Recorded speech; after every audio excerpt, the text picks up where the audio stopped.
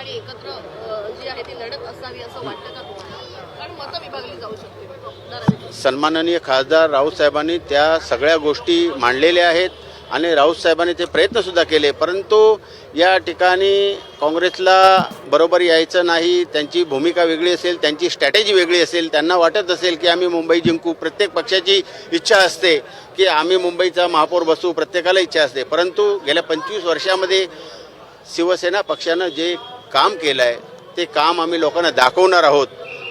आम्ही ज्यांच्याबरोबर होतो, जे आमच्याबरोबर होते, त्यांच्याबरोबर मांडीला मांडी लावून आमच्या बसले, त्यांनी पण त्या कामामध्ये आहेत ती.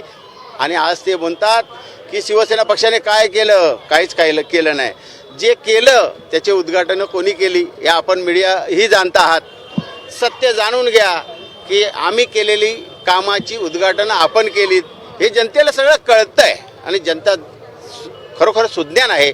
येणाऱ्या काळामध्ये ठाकरेंचा महापौर महानगरपालिकेमध्ये आपल्याला 16 तारीखला दिसेल.